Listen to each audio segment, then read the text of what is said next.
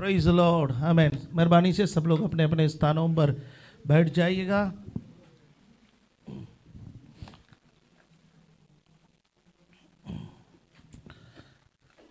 परमेश्वर का वचन से लूका के सुसमाचार पहला अध्याय उसका 24वां पद से पढ़ करके आज का वचन को आरंभ करना चाहता हूँ। Luke chapter 1 versus 26 to 38। मैं एक दूसरा वर्षन से पढ़ रहा हूँ। आपके पास जो बाइबल है उसमें से थोड़ा सा भिन्न होगा ये, इसका जो लैंग्वेज है कुछ और मुझे अच्छा लगा, इसी वजह से मैं इससे पढ़ रहा हूँ।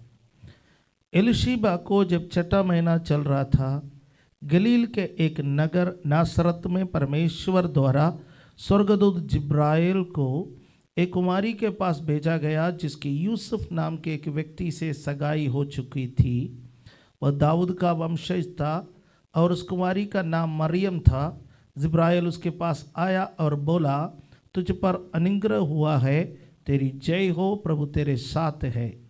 ये वचन सुनकर वो बहुत घबरा गई, ये सोच में पड़ गई कि इस अभिवादन का अर्थ क्या हो सकता है। तब स्वर्गदूत ने उससे कहा, मरियम मत डर, तुझसे परमेश्वर प्रसन्न है। सुन, तू गर्भवती होगी और एक पुत्र को जन्म देगी और तू उसका नाम यीशु रखेगी। वो महान होगा और वो परम परमेश्वर का पुत्र कहलाएगा और प्रभु परमेश्वर उसे उसके पिता दाऊद का सिंहासन प्रदान करेंगे। वह अनंत काल तक याकूब के घराने पर राज करेगा, तथा उसके राज्य का अंत कभी नहीं होगा। इस पर मरियम ने स्वर्गदूत से कहा, ये सत्य कैसे हो सकता है, क्योंकि मैं तो अभी कुंवारी हूँ। उत्तर में स्वर्गदूत ने उससे कहा, तेरे पास पवित्र आत्मा आएगा और परम प्रधान परमेश्वर की शक्ति तुझे अपनी छाया में ले लेगी।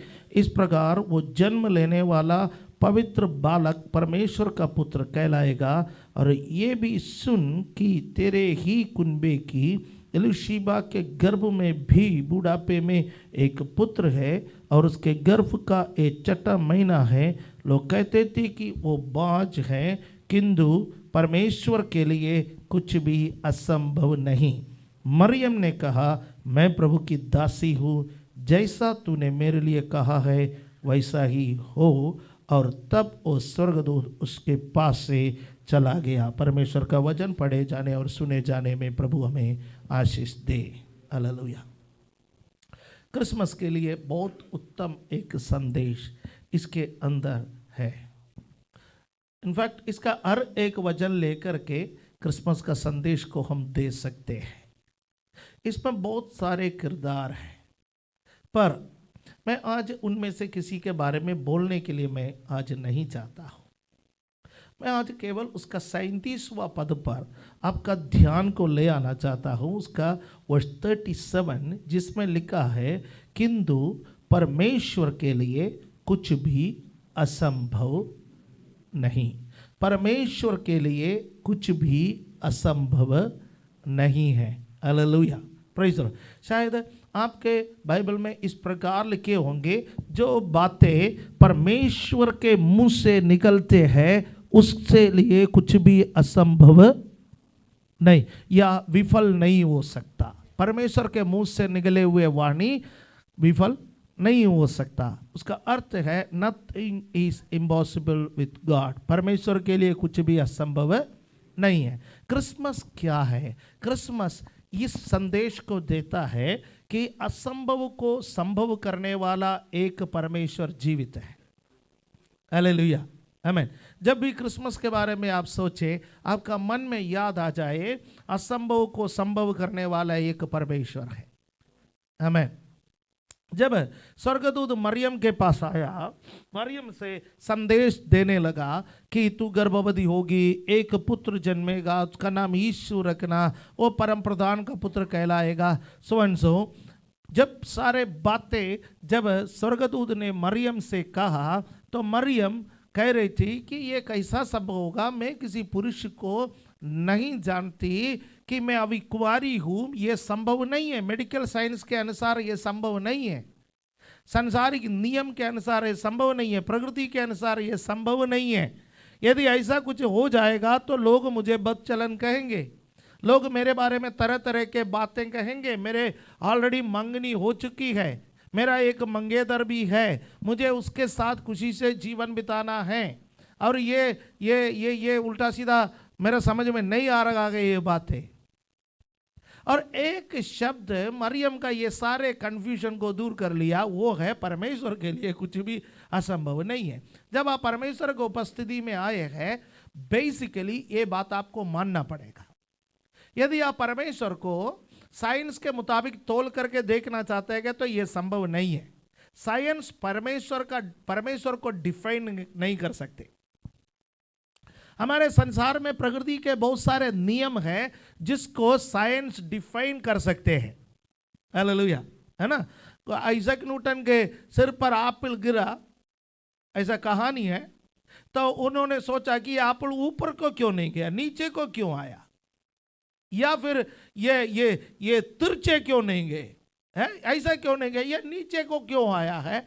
तो वो बैठ करके सोचने लगा तो उनको समझ में आ गया है कि गुरुत्वाकर्षण बल के बारे में, ग्रेविटी के बारे में उनको पता चला। उन्होंने उसमें से एक सिद्धांत बना डाला है।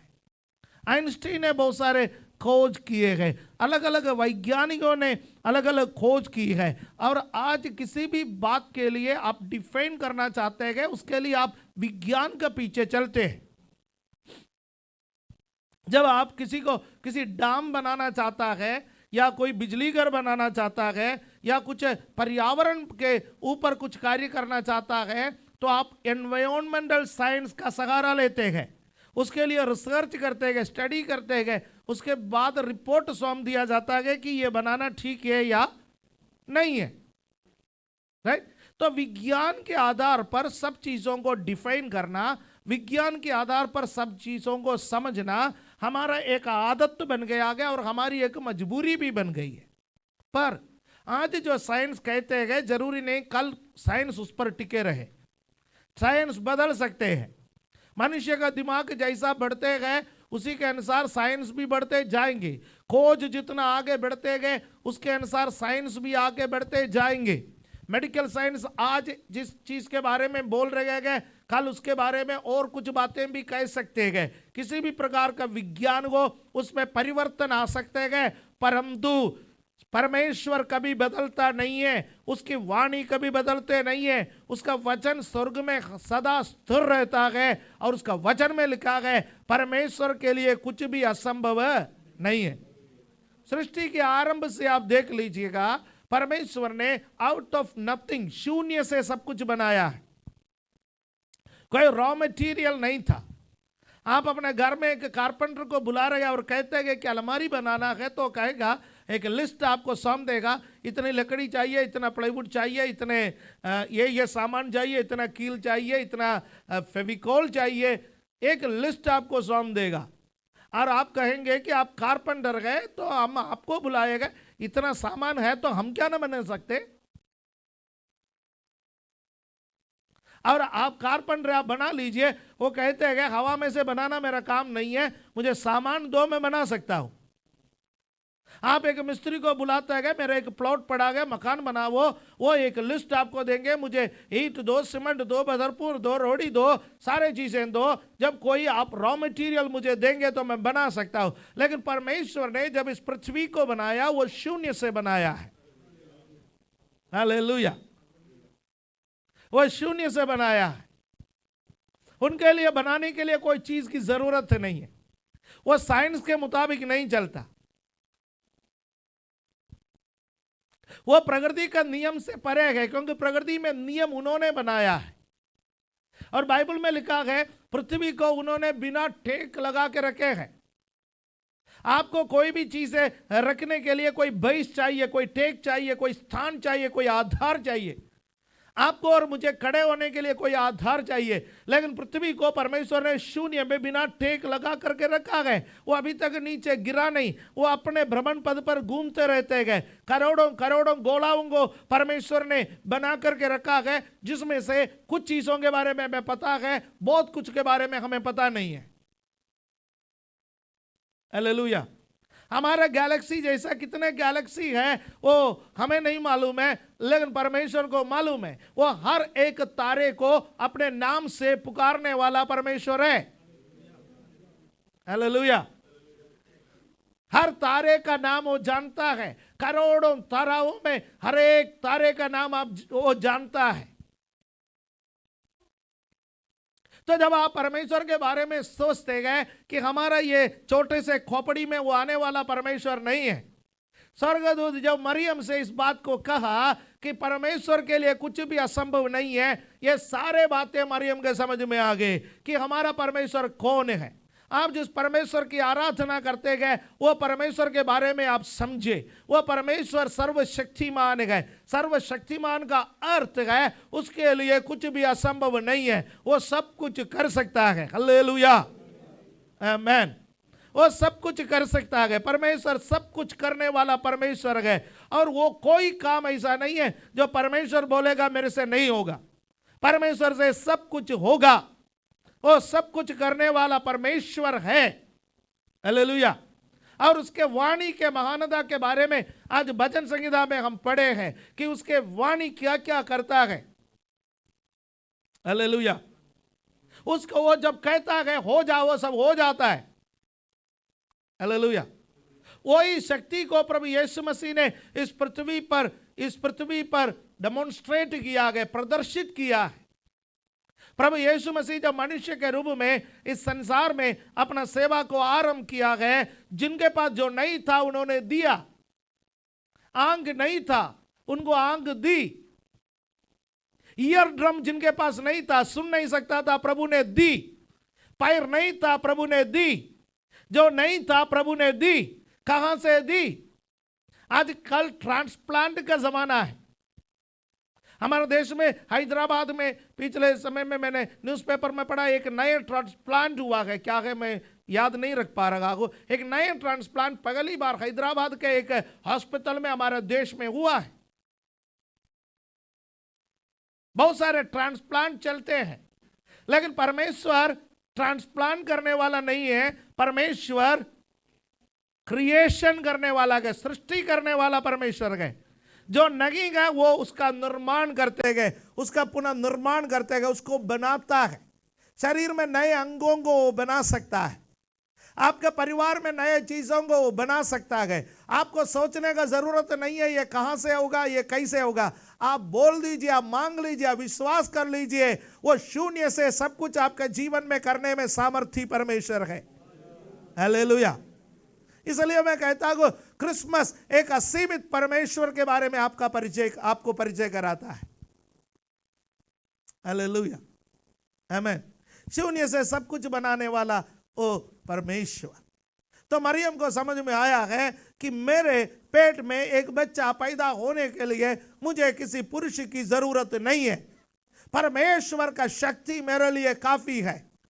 हालेलुया। यीशु मसीह निकोदेमुस से जब बात करता है, निकोदेमुस से पूछता है, निकोदेमुस आपकी उम्र मेरे से ज्यादा है, आप यहूदियों का धर्म गुरु है, आपने शास्त्रों के बारे में पढ़ा है, पर क्या बता सकते हो हवा कहां से आता है? क्या बता सकते हो कि एक महिला के पेट में कैसे कैसे बच्चे की हड्डियां उत्पन्न हो जाता है? क्या ये सब आप बता सकते हो?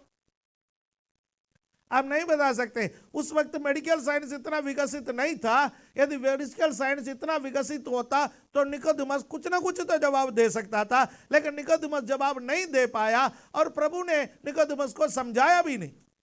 प्रभु ने कहा जस्ट आपको जितना समझ मिलेगा उसी के अनुसार आप समझ लो, बाकी सब प्रभु पर छोड़ दो। हालेलुया। जो आप कर सकता है कर लो, बाकी प्रभु पर छोड़ दो। ज्यादा बोझ उठाने से कोई फायदा नहीं है। इसलिए उसका वचन में कहते हैं व्यर्थ गए वो सारे बातें, देर रात तक आप सोते हो, बहुत सुबह उठते हो। इसका अर्थ यह नहीं है कि सुबह उठना मना है। आप देर रात तक जागते रहना मना है। हालेलुया। अब 24/7 में हम चल रहे हैं। हमारे बच्चे शिफ्ट में काम करते हैं, कोई नाइट शिफ्ट में काम करते हैं, कोई दिन का शिफ्ट में काम करते हैं। पुराने समय पर हम केवल शिफ्ट ड्यूटी केवल उनको जानता था जो पुलिस वाले के, उनका शिफ्ट ड्यूटी लगते थे। उनमें से कुछ को रात में लगते थे, कुछ को दिन में लगते थे, कुछ को मॉर्निंग में लगते थे, इवनिंग में लगते थे। डॉक्टरों को लगते थे, डॉक्टरों को, नर्सेस को, मेडिकल फील्ड वालों को ड्यूटी लगते थे, शिफ्ट में ड्यूटी। तो हम इन लोगों को बुलाते थे इमरजेंसी वाले लोग है, ये इमरजेंसी वाले लोग। फिर इसका दायरा बढ़ते गया है, आजकल सब इमरजेंसी में हो गया है, सबको शिफ्ट में ड्यूटी करना पड़ रहा है। नाइट शिफ्ट आ गया, डे शिफ्ट आ गया। कहां काम करते हो? मैं आईटी सेक्टर में काम करता हूं, शिफ्ट नाइट शिफ्ट है। अब 24/7 में जाता है। और प्रभु का वचन कहता है कि जितना समझ सकता है उतना समझो, बाकी प्रभु पर छोड़ दो। जितना कमा सकता है उतना कमाओ, बाकी प्रभु पर छोड़ दो। प्रभु को इग्नोर करके ज्यादा कमाने के लिए जाओगे, वहां परेशानी पड़ जाओगे। इसलिए प्रभु को इग्नोर करते हुए, प्रभु का वचन का अवहेलना करते हुए ज्यादा कमाने के लिए ना जाए। कई बीमारियां लाइफस्टाइल बीमारियां हैं हमारे शरीर में। वो बीमारियां इसलिए आया है क्योंकि समय पर हम नहीं खाते, समय पर नहीं सोते, समय पर एक्सरसाइज नहीं करते और टेंशन लेकर के घूमते। इतना टेंशन, इतना टेंशन, इतना टेंशन। टेंशन का वजह से हमारा बीपी बढ़ रहा है, हमारा शुगर बढ़ रहा है, हमको बहुत बहुत प्रॉब्लम हो रहा है। इन चीजों को कहते हैं कि लाइफ स्टाइल डिजीजेस। जीवन शैली बदले तो बहुत सारे चीजों में बदलाव आएंगे, स्वास्थ्य में बदलाव आएंगे। इसलिए प्रभु का वचन पर भरोसा रखें। हालेलुया। क्या भरोसा रखे? मेरा मेहनत नहीं, उसका रहमत मेरा काम आता है। हालेलुया, आमीन। इसलिए जब पौलुस प्रेरित बहुत बहुत बहुत प्रार्थना करते, प्रभु ये हो जाए, वो हो जाए, ये कांटा निकाला जाए, वो कांटा निकाला जाए, ये सगने में मुश्किल है, वो सगने में मुश्किल है। प्रभु ने कहा मेरा अनुग्रह तुम्हारे लिए काफी है। जिस काम के लिए मैंने तुझे बुलाया तू वो काम करते जा, बाकी सब मैं देख लूंगा। उसके लिए कुछ भी असंभव नहीं है। हालेलुया। मैं आपसे कहना चाहता हूं, आपको एक छोटे नौकरी में प्रभु ने बुलाया, वो करते जाइए, बाकी सब प्रभु पर छोड़िए। एक बड़े नौकरी के लिए प्रभु ने आपको बुलाया, करते जाइए, बाकी उस पर छोड़ दीजिए। आपका मकान अपना होगा, हो सकता है कि आप किराए के मकान में रह रहे हो, कि प्रभु का काम करते जाओ, समय पर प्रभु आपके लिए मार्ग खोलेगा। हालेलुया। वो हमारे लिए मार्ग खोलने वाला परमेश्वर है। Praise the Lord. हालेलुया। आप प्रार्थना करते जाओ, आप अपना काम करते जाओ। मैं ये भी कहूंगा, लालच का प्रार्थना ही छोड़ दीजिए, आप अपना काम करते जाओ। लालच का प्रार्थना करना हमारा कोई जरूरत नहीं है। केवल उससे बोलिए आप मेरा पिता है, आप मेरे जरूरतों को जानते हैं। That's all. पिता जरूरतों को जानेगा। समय पर पिता आपके दरवाजा खटखटा के आपके बोलेंगे आपके लिए पैकेट आ गया है, ले लो। Praise the Lord. परमेश्वर के लिए कुछ भी असंभव नहीं है। हालेलुया।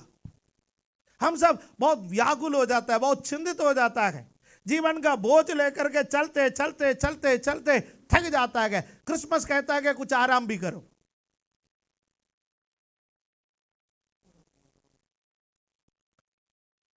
मरियम बहुत व्याकुल हो रही थी, प्रभु ने कहा रिलैक्स। यूसुफ बहुत व्याकुल हो रहा था, प्रभु ने कहा रिलैक्स, क्योंकि जो हो रहा है प्रभु के मर्जी से हो रहा है। तुम सोच कर भी कुछ नहीं बदल सकते। आमीन। और मुझे बड़ा अच्छा लगा कि मरियम के पास जब स्वर्गदूत आए, स्वर्गदूत ने कहा कि परमेश्वर तुझसे प्रसन्न है, परमेश्वर का अनुग्रह तुझ पर हुआ, परमेश्वर तुझसे प्रसन्न है। किस बात से प्रसन्न है वो नहीं लिखा। तो मैं सोचता हूं मरियम का पीछे का जीवन, मरियम को क्यों चुना, उसका पीछे का जीवन। आपका जीवन पर निगरानी रखने वाला एक परमेश्वर है। उस परमेश्वर के लिए कुछ भी असंभव नहीं है, ध्यान रखना। चाहे आप जंगल में रहा हो। मैं हमेशा दाऊद का उदाहरण ले लेता हूं। कोई एप्लीकेशन कहीं नहीं दिया मुझे फौज में भर्ती कर लो। फौज में भर्ती होने का रिक्रूटमेंट के लिए भी नहीं गया, राजा बनने का स्वप्न तो दूर की बात है, राजा का सौंदर्य बनने का स्वप्न भी नहीं देखा, राजमहल में कभी जाने का स्वप्न भी नहीं देखा। उसको एक बात मालूम था, पिता ने मुझे कुछ भेड़ बकरियां दे रखे हैं, इसकी रक्षा करना है, क्योंकि यह मेरा पिता का है। ईमानदारी से, शेर से नहीं डरा, डरिए मत। जिंदगी में बहुत सारे शेर आएंगे, डरते रहोगे, शेर आपके पीछे पड़ेंगे, क्योंकि बाइबल में लिखा है तुम्हारा विरोधी शैतान गर्जन करने वाले सिंह के समान घूमते रहता है कि किसको फाड़ खाए। पीठ दिखाओगे तो फाड़ खाओगे। याकूब कहते हैं कि उसका सामना करो, वो तुम्हारे सामने से भाग जाएगा। हालेलुया। उनके लिए मैं प्रभु का धन्यवाद करता हूं जो बड़े हिम्मत से शैतान का सामना करते हैं। उसका सामना कर लीजिए, वो आपके सामने से भाग जाएगा। उसे बोला आ, मैं यहीं पर हूं,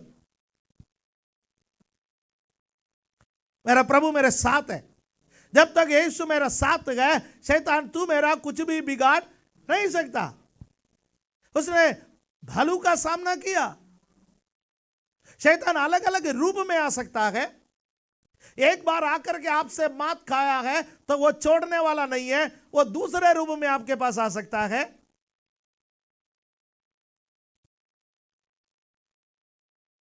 एक सप्ताह आ गया, आपने उसको हरा करके भेज दिया, तीसरा सप्ताह फिर आ सकता है।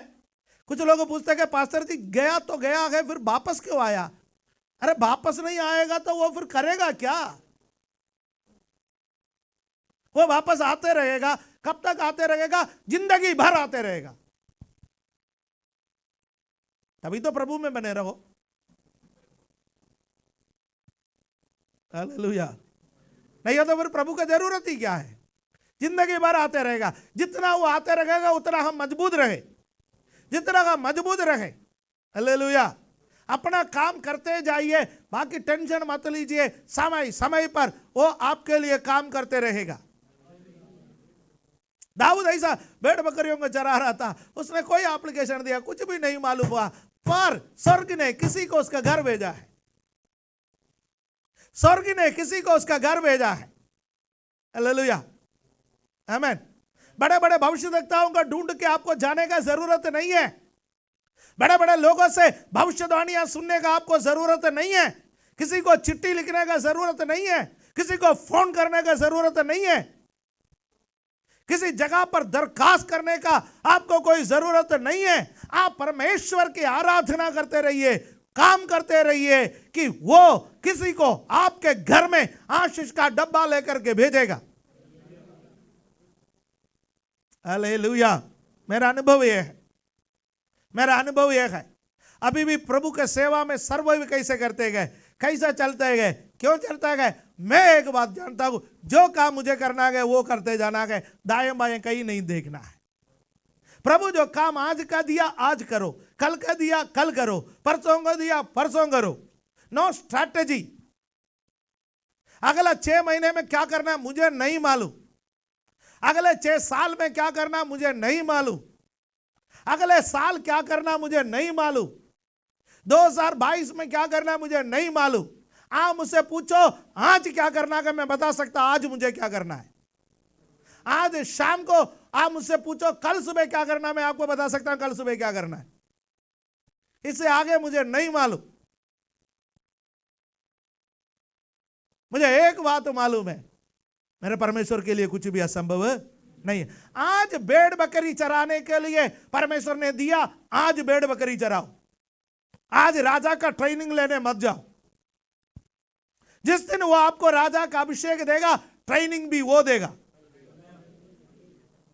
हालेलुया, आमीन। हम लोग पहले ट्रेनिंग ले लेता है, फिर आजकल यही चल रहा ना संसार में, हम बच्चों को प्रोफेशनल कोर्स करा देता है, बच्चे प्रोफेशनली मजबूत हो जाता है, वो अपना कोर्स कंप्लीट करता है, फिर एप्लीकेशन लेके हर जगह घूमते हैं, नौकरी दो नौकरी दो नौकरी दो नौकरी दो। मेरा परमेश्वर उल्टा है, पहले नौकरी देता है फिर ट्रेनिंग देता है।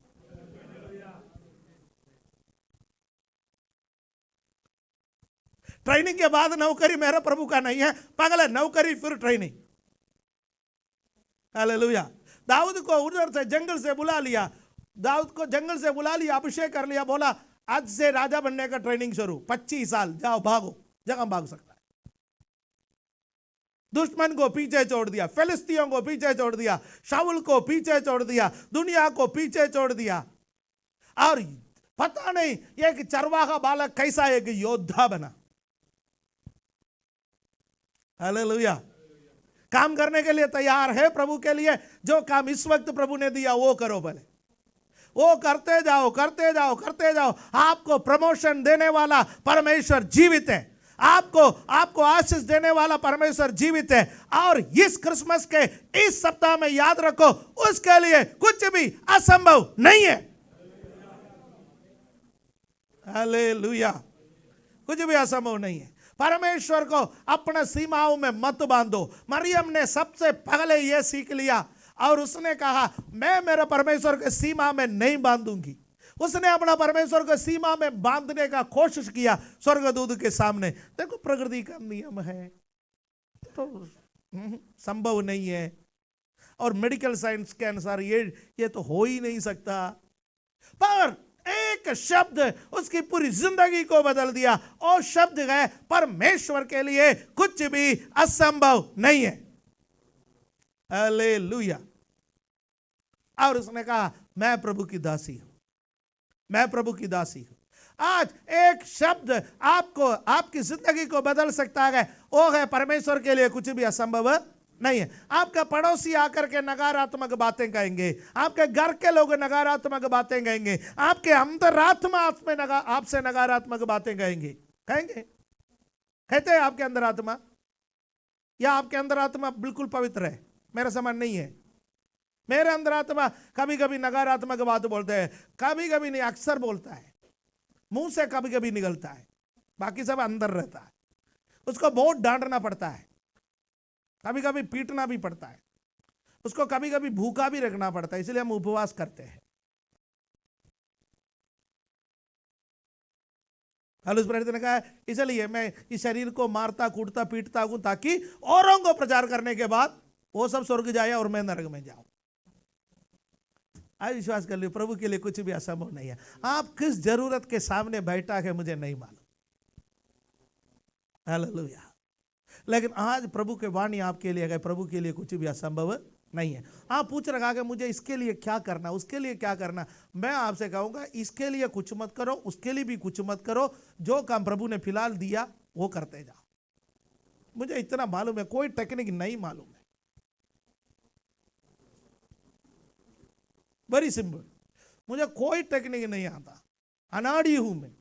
मुझे इतना मालूम है आज प्रभु ने ये दिया वो करो। हालेलुया, आमीन। मैं एक उदाहरण बता करके समाप्त करूंगा। केरला में कभी कभी, इस वक्त बारिश बहुत है, पानी का भरमार है, प्रलय है, लेकिन कभी कभी सूखा होता था। जब सूखा होता था सबके कुएं सूख जाते थे, सबके कुएं सूख जाते थे। तब लोग क्या करते थे, कुएं में उतर के, कुआं कितना 30 फुट 40 फुट 50 फुट नीचे है, बड़े बड़े कुएं को होते थे जिसमें उतरते थे। मैं उतरता था उसमें। उतर के उस कुएं के बीच में एक गड्ढा खोदता था, केवल एक बाल्टी डूबे। पूरा कुआं करीब 10 फुट डायमीटर का होगा, तो उस कुएं में केवल एक गड्ढा खोदता था, उसमें एक बाल्टी पानी डूबे। एक बाल्टी पानी, बाल्टी डूबे पानी ऊपर आ जाए। और कई बार एक गांव में या एक इलाका में 8-10 परिवारों के लिए केवल एक ही कुएं में पानी होता था, बाकी सबका कुआं सूखा पड़ता था।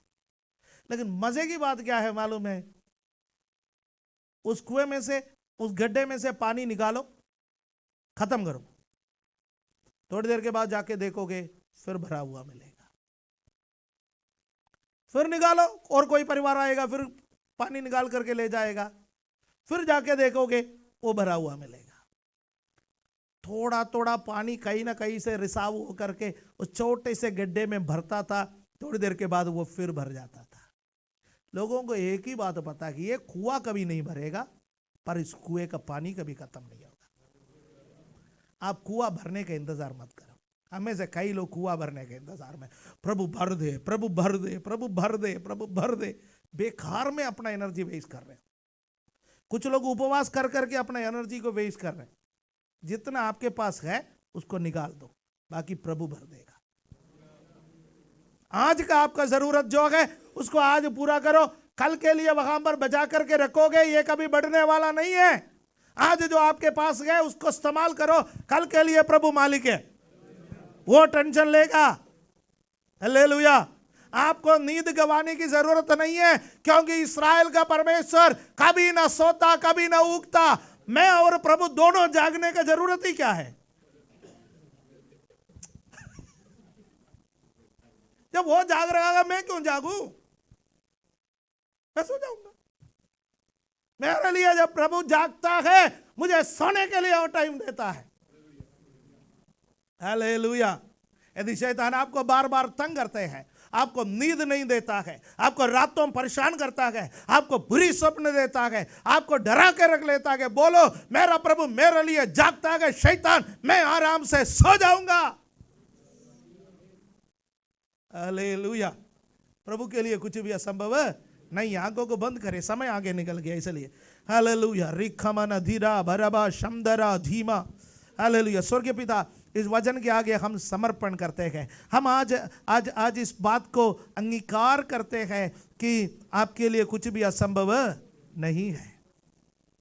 आप हमारा परमेश्वर है। हमारा जीवन का बोझ, हमारा कठिनाई, हमारा तकलीफें, हालेलुया, जो कुछ भी है प्रभु आपके हाथ में हम सौंप देता है। आज हमारे कुएं में थोड़ा सा ही पानी है प्रभु, ये भर नहीं सकता, हम जानता है, क्योंकि हो सकता है कि अकाल का मौसम है, परेशानी का मौसम है, सूखे का मौसम है। ये भरने का इंतजार करते करते हम हमारा जीवन को वेस्ट करना नहीं चाहते हैं। जो थोड़ा संसाधन आपने दिया है उसको इस्तेमाल करने का कृपा हमें दे। आज हम जो है वहीं बने रहने का कृपा हमें दे। आज जो काम आपने हमें दिया उसको करने का कृपा हमें दे। कल की चिंता आप करेगा, मुझे करने का जरूरत नहीं है, मेरे यीशु जिंदा है। ये विचार मेरे मन में और हम सबके मन में हमेशा दे। ये क्रिसमस सीजन हम सबके लिए आशीष का कारण बने। इस क्रिसमस का हमारा मूल मंत्र बने, परमेश्वर के लिए कुछ भी असंभव नहीं है। ये पूरा सप्ताह हम अपने आप से कहें, ओ हालेलुया, परमेश्वर के लिए कुछ भी असंभव नहीं है। धन्यवाद देता है प्रभु यीशु मसीह का पवित्र नाम से इस प्रार्थना को हम मांगते हैं, आमीन। आइए हम अपने अपने स्थानों पर खड़े होकर के एक गीत गाएंगे, तब भेंट और दशमाप चढ़ाएं। प्रभु सबको आशीष दे।